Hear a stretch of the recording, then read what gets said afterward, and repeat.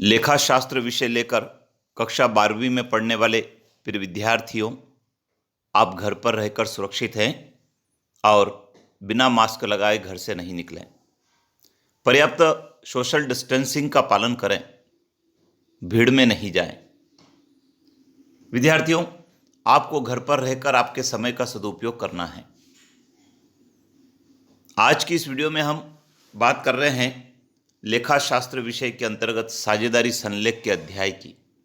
कल एक वीडियो साझेदारी संलेख पर ही पोस्ट किया था, जिसमें साझेदारी का अर्थ, परिभाषा, विशेषताओं को लेकर बात कही गई थी। आज हम संलेख की बात करते हैं। आइए जानते हैं क्या है संलेख। आज की इस वीडियो में हम बात करेंगे साझेदारी संलेख के अभाव में लागू होने वाली बातें, साझेदारी संलेख का महत्व, क्या संलेख होना आवश्यक है, क्या संलेख लिखित होना चाहिए, क्या संलेख का पंजीकरण अनिवार्य है। विद्यार्थियों, इन पांचों बिंदुओं के ऊपर वर्णनात्मक प्रश्न तो परीक्षा में आता ही है, साथ ही वस्तुनिष्ठ भी आते हैं। आइए सबसे पहले जान लेते हैं पहला बिंदु। साझेदारी फर्म का संचालन और साझेदारों के पारस्परिक अधिकार तथा दायित्व साझेदारी संलेख द्वारा नियंत्रित होते हैं। साझेदारी संलेख के अभाव में भारतीय साझेदारी अधिनियम 1932 के प्रावधान लागू होते हैं।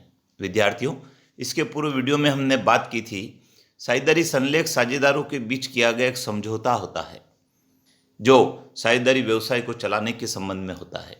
उसमें साझेदारी व्यवसाय के संचालन के नियम लिखे होते हैं। यदि साझेदारी संलेख में कोई उल्लेख न हो, अर्थात यदि साझेदारी संलेख नहीं बनाया हो या उसमें उल्लेख नहीं हो, तो निम्नलिखित नियम लागू होते हैं। पहला, लाभ का विभाजन। दूसरा, पूंजी पर ब्याज, साझेदारों के ऋण पर ब्याज, आहरण पर ब्याज और साझेदारों को वेतन और कमीशन। विद्यार्थी, मैंने आपके लिए 5 मुख्य बिंदु सिलेक्ट किए हैं। वैसे तो कई सारी बातें हैं, जब आप किताब को पढ़ेंगे तो और भी बिंदु मिलेंगे, लेकिन ये वो 5 महत्वपूर्ण बिंदु है जिन पर विगत वर्षों में वस्तुनिष्ठ भी आया है, और जब हम साझेदारी के सवाल हल करेंगे तब भी हमको इन बिंदुओं की आवश्यकता होगी। तो आइए डिटेल से जान लेते हैं कि क्या है ये बिंदु। सबसे पहला है विद्यार्थियों, लाभ विभाजन का अनुपात।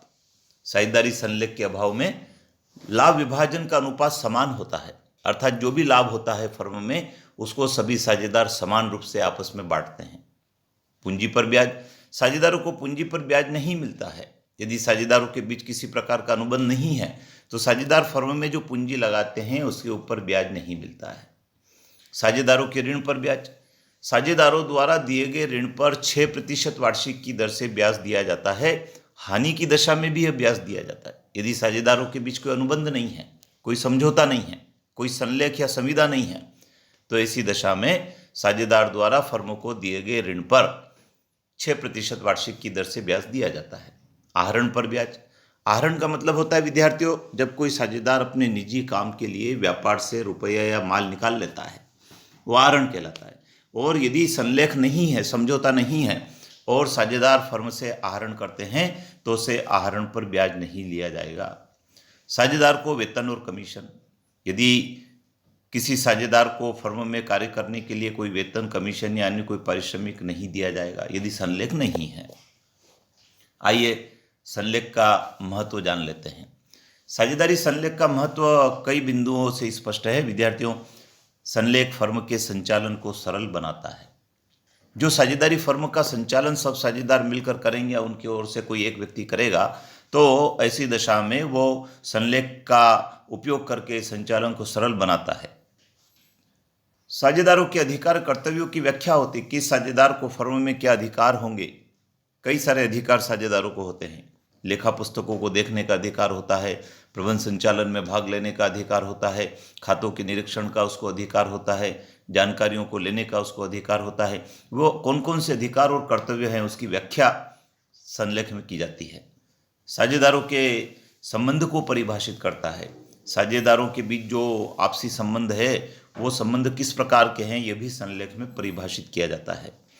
साझेदारों में विवाद हो जाने पर उन्हें सुलझाने में सहायक होता है। यदि साझेदारों के बीच कोई मतभेद हो जाए, किसी विषय को लेकर विवाद उत्पन्न हो जाए, तो ऐसी दशा में संलेख ऐसे विवाद को निपटारे में महत्वपूर्ण भूमिका निभाता है और न्यायालय में अच्छा साक्ष्य माना जाता है। यदि साझेदारी संलेख है साझेदारों के बीच लिखित, तो ऐसा लिखित संलेख न्यायालय में अच्छे प्रमाण के रूप में प्रस्तुत किया जा सकता है और विवाद को निपटाया जा सकता है। तो यह था विद्यार्थियों साझेदारी संलेख का महत्व। अब छोटे छोटे प्रश्नों की बात कर लेते हैं। क्या संलेख होना आवश्यक है? नहीं, साझेदारी संलेख का होना आवश्यक नहीं है, लेकिन कई सारे ऐसे विषय उत्पन्न होते हैं जिनमें संलेख की आवश्यकता पड़ती है। कई सारे साझेदार ऐसे होते हैं जिनको फर्म से लाभ लेना होता है, उसके लिए संलेख की आवश्यकता होती है। क्या संलेख लिखित होना चाहिए? नहीं, कानून के अनुसार संलेख लिखित होना आवश्यक नहीं है, किंतु फिर भी अनावश्यक परेशानियों और विवादों से बचने के लिए ये लिखित हो तो अच्छा होता है। ऐसा सुझाव दिया जा सकता है कि साझेदारी संलेख लिखित हो तो किसी भी प्रकार का विवाद उत्पन्न हो जाने पर उसका सहारा लिया जा सकता है। क्या संलेख का पंजीकरण अनिवार्य है? नहीं, किंतु सामान्य हित की दृष्टि से लिखित साझेदारी संलेख को जिस पर सभी साझेदारों के हस्ताक्षर हो, भारतीय पंजीकरण अधिनियम 1908 के अंतर्गत पंजीकृत करा लेना चाहिए।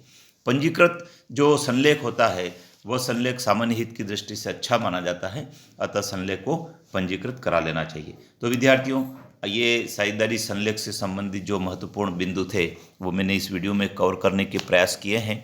आप इस वीडियो को सुने, नोट करें और इससे संबंधित और भी बहुत सारी बातें जो आपकी पुस्तक में हैं, आप उस पुस्तक को पढ़ेंगे तो नोट्स बनाने में आपको सुविधा होगी। विद्यार्थियों, चैनल पर बने रहें, सब्सक्राइब करें, अपने मित्रों को बताएं, क्योंकि अगला वीडियो भी आपका साझेदारी संलेख पर ही पहुंचने वाला है, जिससे कि आपकी उस अध्याय की बहुत सारी बातें स्पष्ट होगी।